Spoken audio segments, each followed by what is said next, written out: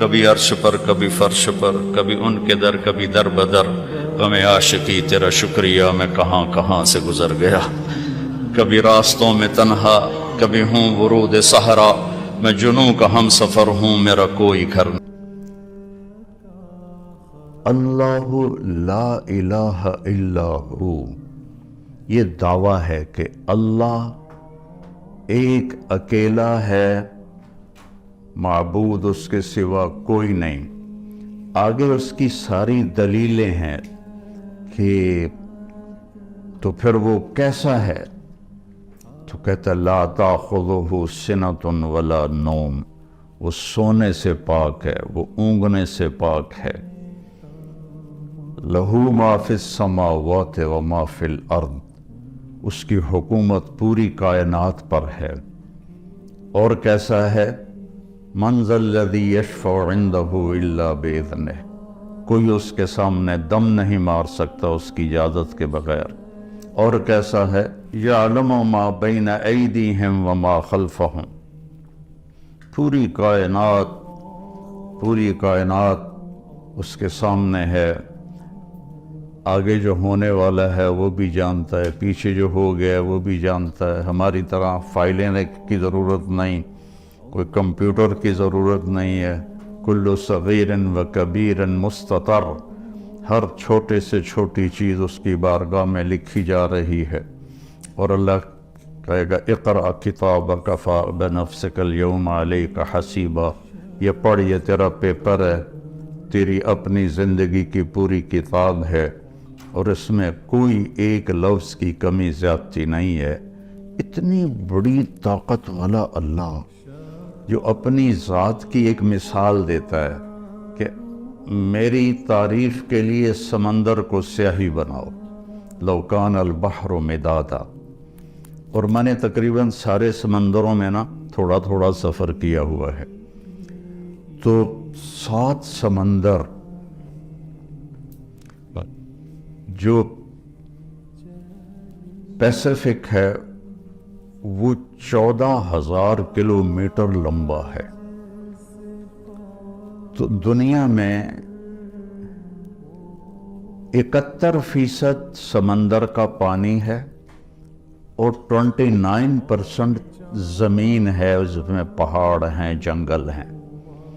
اور اللہ کہتا ہے سارے کو سیاہی بناؤ، اور پھر میں تمہارے ہاتھ میں یہ جتنے درخت ہیں، آپ نے دیکھا کتنے درخت ہیں، کہ ان کو میں قلم بنا کے تمہارے ہاتھ میں پکڑا دیتا ہوں اور اس پر اپنا علم دیتا ہوں، پھر تمہیں کہتا ہوں میری تعریف لکھو۔ تو تم سارے انسان، سارے جنات، سارے نبی، سارے رسول، سارے فرشتے، جبریل، میکائیل، عزرائیل، اسرافیل، عرش کے فرشتے، مقرب فرشتے، اور سب سے بڑے رسول نوح علیہ السلام، ابراہیم علیہ السلام، موسیٰ علیہ السلام، عیسیٰ علیہ السلام، اور سارے رسولوں کے سردار محمد الرسول صلی اللہ علیہ وسلم، یہ سارے اکٹھے ہو کے میری تعریف لکھیں تو ایک وقت ایسا آئے گا سمندر خشک ہو جائیں گے، تمہارے قلم ٹوٹ جائیں گے، اور تیرے رب کی تعریف ختم نہ ہوگی، چاہے اتنے سمندر اور لے کر آؤ، پھر اتنے اور لے کر آؤ، پھر اتنے اور لے کر آؤ۔ کیوں؟ کہ جتنا بھی لے کر آئیں اس کی ایک لیمٹ ہے، اور اللہ تو لیمٹ سے بالا تر ہے، اس کے تو کوئی لیمٹ کوئی نہیں۔ یہ واحد سفر ہے اللہ کی تلاش کا، جس کی کشش ختم نہیں ہوتی، چونکہ جتنا اللہ کی طرف بڑھتا ہے اتنا اپنے آپ کو ادھورا محسوس کرتا ہے۔ جیسے کوئی آدمی صحرا میں سفر کر رہا ہو تو کوئی ریفرنس نہ ہو، تو وہ جتنا بھی سفر کرتا ہے وہ کہتا پتہ نہیں میں کدھر ہوں، میں کہاں پہنچا ہوں، کچھ پتہ کوئی نہیں۔ ایک چھوٹے سے صحرا میں بغیر ریفرنس کے وہ بالکل ایسے ہو جاتا ہے۔ تو اللہ کی ذات کو کس طرح کوئی بیان کرے اور کیسے کوئی بیان کرے؟ جب وہ اس کی طرف بڑھتا ہے تو کروڑوں سال کی زندگی کے بعد بھی کہتا میں تو ابھی ایک قدم بھی نہیں چلا۔ اب یہ اللہ 11 قسمیں اٹھائے تو آپ کا کیا خیال ہے؟ 11 قسمیں، 10 اور 1 11 قسمیں اس پہ اٹھائے کہ کامیاب کون ہے، ناکام کون ہے، تو اس مضمون میں کتنی طاقت پیدا ہو جائے گی۔ والشمس والضحاها 2، والقمر اذا تلاها 3، والنہار اذا جلاها 4، واللیل اذا یغشاها 5، والسماء وما بناها 6 اور 7، والارض وما طحاها 7 اور 8، ونفس وما سواها یہ 9 اور 10 اور 11، فألہمها فجورها وتقواها قد افلح من زکاها وقد خاب من دساها۔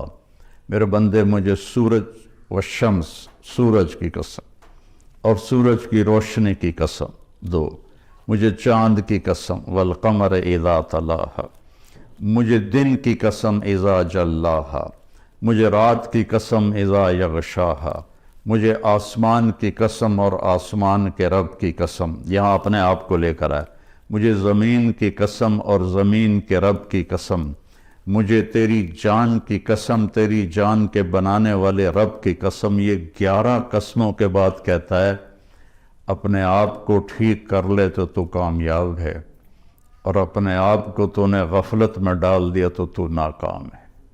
تیری کامیابی بھی تیرے اندر ہے اور تیری ناکامی بھی تیرے اندر ہے، باہر سے اس کا تعلق ہی کوئی نہیں ہے۔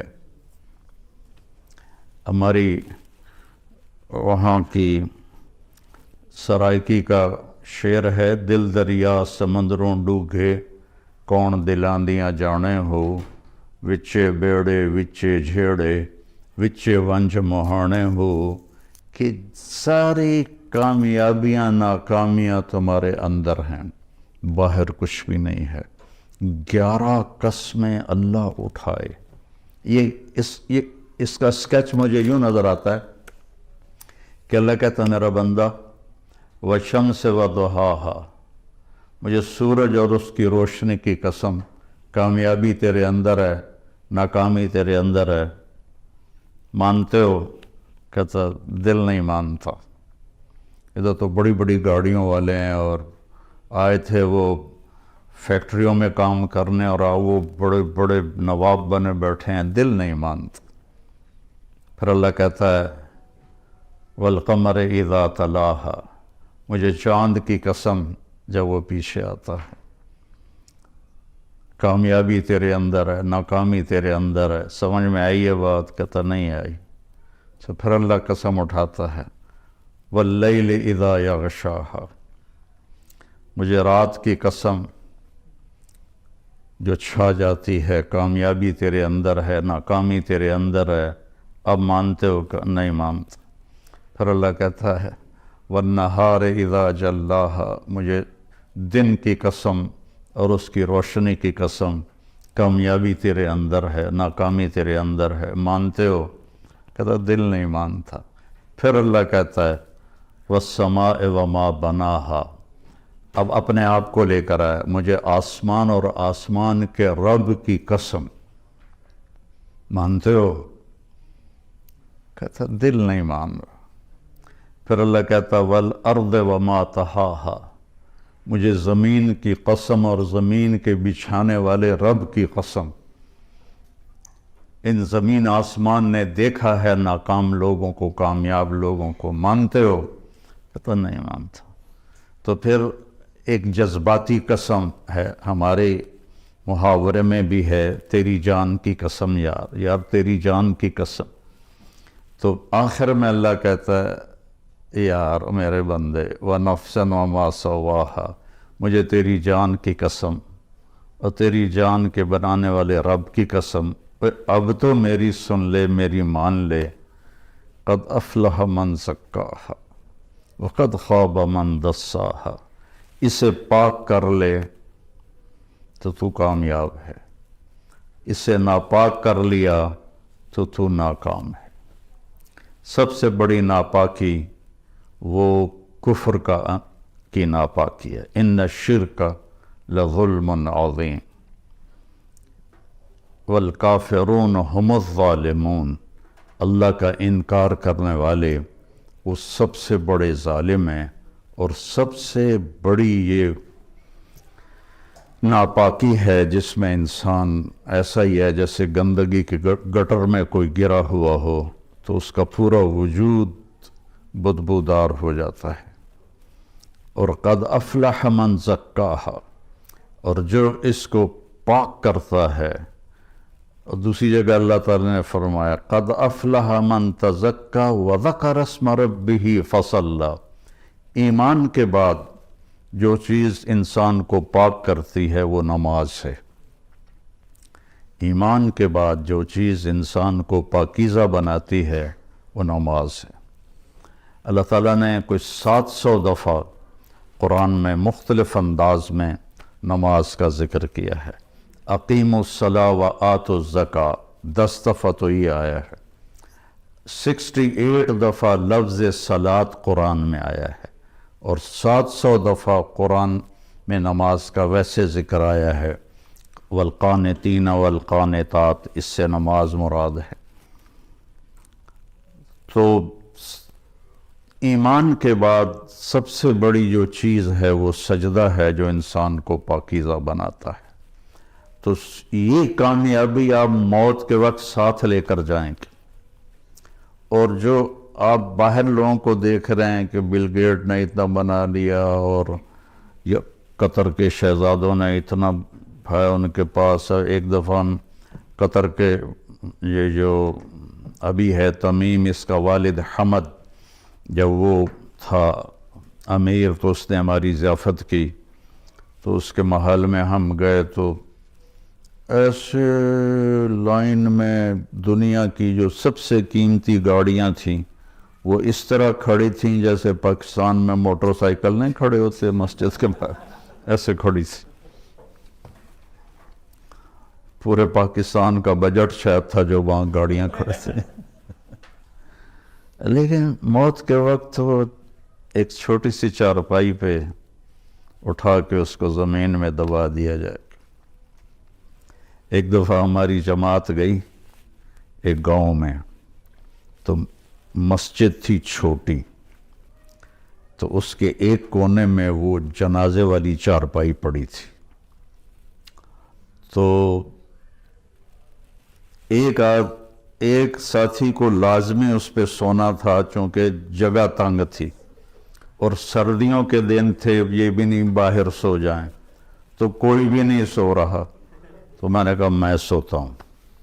میں نے بڑی دلیری دکھائی، میں سو گیا، مجھے ساری رات نیند نہیں آئی۔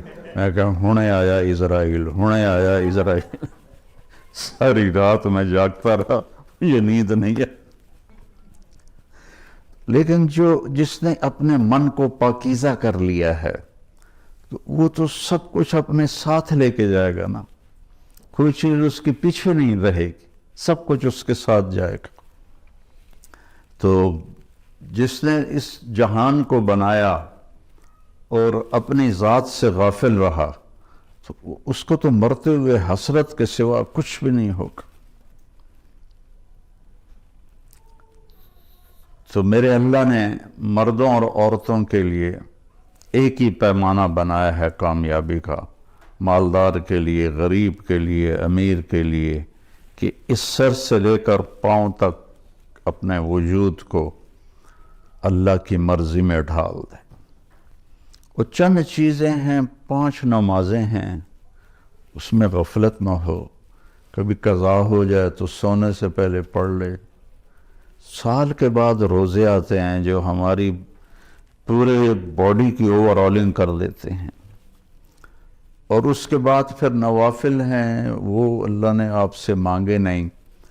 ٹوٹل جو اللہ نے ہم سے حساب لینا ہے وہ 17 رکعات ہیں، جو فرض کی 17 رکعات ہیں، 2 فجر کے، 4 ظہر کے، 4 عصر کے، 3 مغرب کے اور 4 عشاء کے، ان 17 رکعات کا حساب ہے۔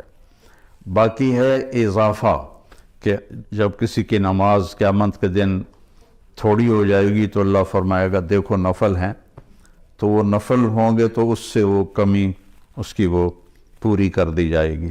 تو اس لیے میرے نبی نے 12 نوافل مستقل ساری زندگی پڑھے سفر کے علاوہ گھر پر، جن کو ہم سنت مؤکدہ کہتے، اور ایک آپ نے اشراق کے 2 نفل ساری زندگی پڑھے، اور ایک تہجد آپ نے ساری زندگی پڑھی، اور 11 رکعت۔ اپنی امت پہ مشقت کو نہیں ڈالا، 11 رکعت۔ عبادت کی کثرت مطلوب نہیں ہے، اچھے اخلاق اور لوگوں کی خدمت و محبت اور ان کے لیے خیر خواہی یہ مطلوب ہے۔ آپ مسجد میں بیٹھے تھے تو آپ نے فرمایا اس دروازے سے ایک جنتی آنے والا ہے، تو ایک انصاری صحابی مدینے والے، وہ اتنے نامعلوم ہے کہ ان کا نام کسی حدیث میں نہیں آیا، ان کے ہاتھ میں جوتا تھا اور داڑھی میں وضو کا پانی تھا، وہ آ کے بیٹھ گئے، کسی نے بتایا بھی نہیں بھی تیرے بارے میں اللہ کے نبی نے یہ کہا۔ اگلے دن آپ اسی مجلس میں تھے تو آپ نے فرمایا اس دروازے سے ایک جنتی آ رہا ہے، تو وہی صحابی جو کل آئے تھے اور اسی شکل میں جوتا ہاتھ میں، داڑھی کا وضو کے پانی سے وہ پانی، وہ آ کے بیٹھ گئے۔ تیسرے دن آپ نے فرمایا اس دروازے سے ایک جنتی آ رہا ہے، پھر وہی صحابی۔ تو اس مجلس میں ایک صحابی ہیں جو 3 دن سے بیٹھ رہے تھے، ان کا نام ہے عبداللہ بن عامر۔ تو جتنے صحابہ میرے نبی کے تھے 1.5 لاکھ یا 2 لاکھ، کوئی کسی نے گنے تو ہے نہیں، اندازہ ہی ہے، ان تمام صحابہ میں یہ سب سے زیادہ عبادت کرنے والے تھے، ان سے زیادہ کوئی عبادت والا نہیں تھا۔ ساری رات تہجد پڑھتے تھے، سارا دن روزہ رکھتے تھے، اور 24 گھنٹے میں ایک قرآن ختم کرتے تھے۔ یہ کسی میں طاقت نہیں تھی۔ ان کے باپ نے شادی کی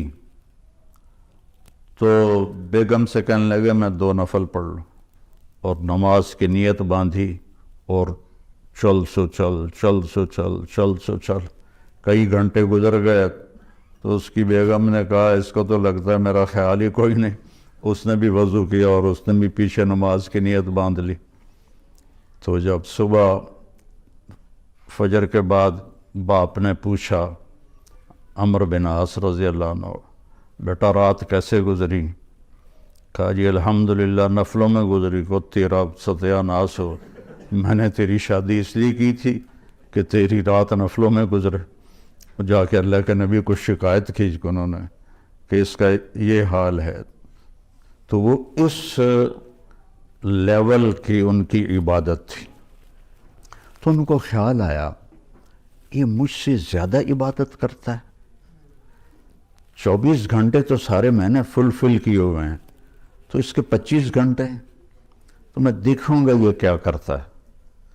تو اگلے دن وہ ان کے پاس چلے گئے اور کہنے لگے چچا جان میرے ابا مجھ سے ناراض ہیں، تو میں 2-3 دن آپ کے پاس گزار لوں؟ ان کا بیٹا بالکل ضرور آ جاؤ۔ تو وہ اب عشاء کے بعد وہ جلدی سے انہوں نے چادر اوپر لی اور اس میں تھوڑا یوں سوراخ بنا کے نا ان کو دیکھنے لگے کہ اب یہ کیا کرشمہ کرتے ہیں، وہ ساری رات کا لمبا سجدہ کریں گے یا ساری رات کا رکوع کریں گے یا ساری رات روتے رہیں گے، کیا کریں گے؟ تو ایسے دیکھ رہے۔ وہ آئے اور سونے کی دعا ہے رات کی، اللہم بسمک اموت و احیا، انہوں نے دعا پڑھی اور تھوڑی دیر بعد ان کے خراٹے شروع ہو گئے۔ اب یہ انتظار کر رہے کہ ابھی اٹھیں گے ابھی اٹھیں گے ابھی اٹھیں گے، حتیٰ کہ فجر کی اذان ہوئی اور یہ انتظار اور وہ اذان پہ اٹھے۔ تو اب یہ حیران پریشان ہو گئے کہ یہ چاچے نے تو 2 نفل تہجد بھی نہیں پڑھے، تو جنت کی بشارت کہاں سے مل گئی؟ اب اللہ کے نبی کی بات بھی غلط نہیں ہو سکتی، اور آگے چاچا جی کا بھی عمل کوئی نظر نہیں آ رہا، ساری رات سوتا پیا، تو انہوں نے کہا اچھا ایک رات اور دیکھوں گا۔ اگلی رات عشاء کے بعد انہوں نے وہی کام کیا، چادر اوپر لی اور ایسے کر کے، بیچارے کتنے تھکے ہوں گے، یوں کر کے دیکھ رہے، وہ آئے اللہم بسمک اموت و احیا اور او گئے۔ وہ ساری رات سونے میں گزار تھی، فجر کی نماز اذان پہ اٹھے۔ اب ان کی حیرت اور بڑھ گئی کہ اس زمانے میں تو منافق تہجد نہیں چھوڑتے تھے، تو ان کو تو جنت کی بشارت ملی پڑی ہے، یہ تہجد بھی نہیں پڑی اور جنت کی بشارت۔ اچھا ایک رات اور دیکھوں گا۔ پھر تیسری رات وہی تماشا انہوں نے کیا، انہوں نے بھی وہی تماشا کیا، سیم انہوں نے اپنی سونے میں رات گزاری، یہ ان کو چیک کرنے میں لگے رہے۔ آخر سے اذان پر وہ اٹھے تو یہ بول پڑے، کہنے لگے چاچا سچی بات یہ ہے میری کوئی اپنے ابا سے لڑائی نہیں تھی، میں نے 3 دن تیرے بارے میں مسلسل سنا کہ ایک جنتی آ رہا ہے، ایک جنتی آ رہا ہے، ایک جنتی آ رہا ہے۔ اللہ کے نبی نے تیرے بارے میں فرمایا، تو میں دیکھنے آیا تھا کہ آپ کیا کرتے ہیں، تو آپ تو ساری رات سوتے رہتے ہیں، تو یہ کیا چکر ہے؟ اللہ کے نبی کی بات بھی غلط نہیں ہو سکتی، وہ تیرے پاس پلے بھی کچھ نہیں ہے، جس کو وہ سمجھ رہے تھے کہ کچھ بندگی عبادت۔ کہنے لگے بھتیجے یہی ہے جو تو نے دیکھا ہے، اور میرے پاس کچھ بھی نہیں ہے۔ تو وہ نہ بوجھل قدموں سے واپس، چونکہ وہ 2 چیزوں کو آپس میں جوڑ بٹھانا ان کو نظر نہیں آ رہا کہ ادھر جنت کی بشارت ہے، ادھر ساری رات کا سونا ہے۔ جب میں نے پہلے بتایا کہ اس زمانے میں تو منافق تہجد نہیں چھوڑتے تھے کہ پتہ نہ چل جائے، تو یہ ساری رات سو کے یہ کیسے جنت کیسے مل گئی؟ جب وہ دروازے تک پہنچے نا تو کہنے لگے بھتیجے ادھر آؤ، تو میں اندر کی بات بتاؤں، تو انہوں نے کہا یہ بتائیں، تو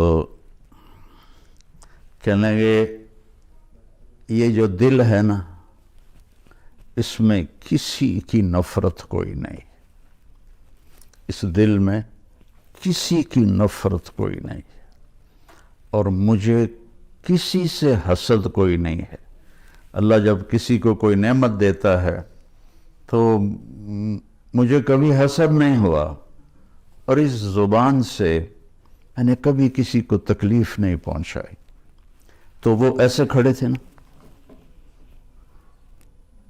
تو ان کا جو حدیث میں تو یہ ایکشن نہیں ہے، لیکن تھوڑا عربی سے مناسبت کی وجہ سے جو ان کا جو باڈی ریئیکشن ہوا وہ میں آپ کو دکھانا چاہتا ہوں۔ تو وہ کہنے لگے ہوا ہوا، اچھلے اگو یہ پھٹا تھوڑا ہے نہیں تو میں ڈہ نہ پاؤں، تو کہنے لگے ہوا ہوا، کہنے یہی ہے یہی ہے، اور آگے کہنے لگے یہ ہمارے بس میں نہیں ہے۔ تو اللہ کے بندوں سے دل صاف رکھنا۔ اپنے گھروں میں اگر آپ کئی میاں بیوی آئے ہوئے ہیں، اپنے گھروں میں خوشی دیکھنا چاہتے ہو تو وہ پیسے سے نہیں آئے گی، وہ آپ کے اچھے اخلاق سے آئے گی، آپ کے اچھے رویے سے آئے گی، برداشت کرنے سے آئے گی۔ ایک دوسرے کی برداشت کرنے سے آپس میں محبتیں قائم ہوتی ہیں، چیزوں سے نہیں۔ 2 واقعات میرے ساتھ اوپر نیچے پیش آئے۔ ایک دوست کے ہاں میرا بیان تھا مسورات میں، تو بیان کے بعد انہوں نے مجھے کہا کہ ایک میرے دوست کی بیگم ہے، آپ سے ملنا چاہتی ہیں، انگلینڈ میں رہتے ہیں، اور وہ جو خود تھے میرے دوست وہ بھی بلینئر تھے، تو مجھ سے کہنے لگے کہ میرے جیسے 200 اس کی جیب میں آ جائیں گے، اتنا مالدار ہے وہ، میرے جیسے 200 اس کی جیب میں آ جائیں گے۔ سو میں نے کہا بلا لو، تو وہ آئیں اور تھوڑی سی بات کے بعد انہوں نے رونا شروع کر دی۔ کہنے لگے لوگ سمجھتے ہیں میں بڑی خوش قسمت ہوں، بہت بڑے مالدار کی بیگم ہوں، لیکن میں اس دولت کو کیا کروں، میرے خاوند کا رویہ ہی ٹھیک نہیں ہے۔ لوگ میری گاڑی دیکھتے ہیں، میرے کپڑے دیکھتے ہیں، لیکن میرا دل تو اللہ ہی دیکھتا ہے اور تو کوئی نہیں دیکھتا۔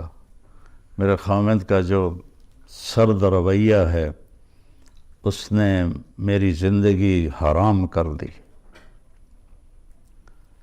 چند دن کے بعد میں کراچی جا رہا تھا تو مجھے دیکھ کر ایک نوجوان میرے پاس آ گیا، کہنے لگا مولانا آپ سے ایک بات کرنی کہ اللہ نے مجھے سب کچھ دیا ہے، دولت بھی ہے، عزت بھی ہے، سب کچھ ہے، لیکن میں اپنی بیوی سے اتنا تنگ ہوں، اگر میرے بچے نہ ہوتے تو میں اس کو طلاق دے دیتا۔ اس کی زبان 30 فٹ لمبی ہے۔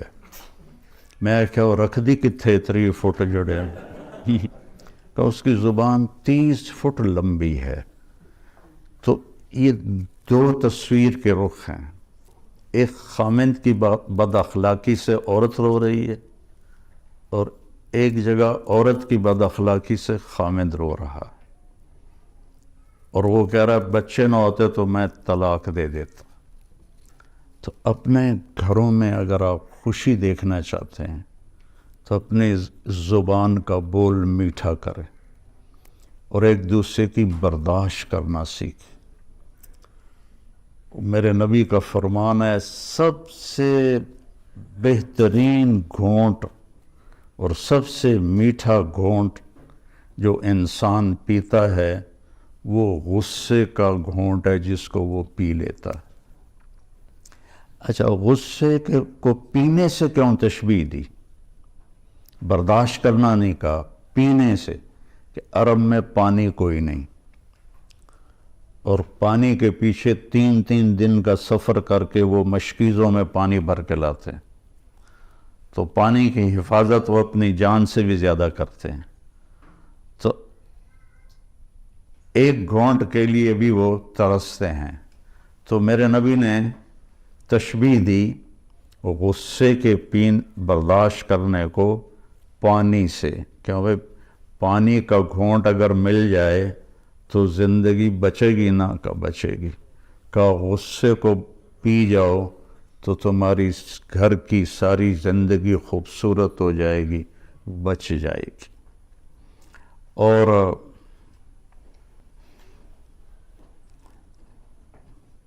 ایک صحابی آئے، یا رسول اللہ مل اسلام، اسلام کیا ہے؟ آپ نے فرمایا اچھے اخلاق۔ وہ دیہاتی تھا، یہاں سے اٹھا اور ادھر آ کے بیٹھ گیا، یا رسول اللہ مت دین، دین کیا ہے؟ آپ نے کہا اچھے اخلاق۔ وہ ادھر سے اٹھا اور ادھر آ کے بیٹھ گیا، یا رسول اللہ دین کیا ہے؟ آپ نے کہا اچھے اخلاق۔ وہ ادھر سے اٹھ کے پیچھے جا بیٹھا، یا رسول اللہ دین کیا ہے؟ اور ہمارے نبی کی عادت تھی جب آپ کو کوئی متوجہ کرتا تھا تو آپ ایسے نہیں ہوتے، مثلا ادھر یہ عبدالوہاب بیٹھا ہوا ہے، یہ مجھے کہے مولانا تو میں اتنا ہی کروں گا جی، لیکن ہمارے نبی کی عادت تھی جب آپ کو کوئی بلاتا تھا ادھر سے تو آپ پہلے یوں ہوتے تھے، اس کو اپنا سینہ دیتے تھے، پھر کہتے تھے جی فرمائیے۔ کوئی ادھر سے بلاتا تھا تو آپ ایسے نہیں کرتے تھے، بلکہ آپ پورا اس کی طرف مڑتے تھے اور پھر کہتے تھے جی فرمائیے۔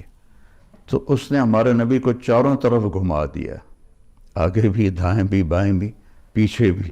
کہنے لگا یا رسول اللہ دین کیا ہے؟ ہم نے کہا بھائی کب سمجھے گا، دین یہ ہے کہ غصہ نہ کیا کر۔ آپ نے آخر میں فرمایا دین یہ ہے کہ غصہ نہ کیا کر، اب غصہ تو ہر انسان مرد عورت کو آتا ہے، مطلب یہ ہے کہ جب آئے تو اس سے روک لیا کر۔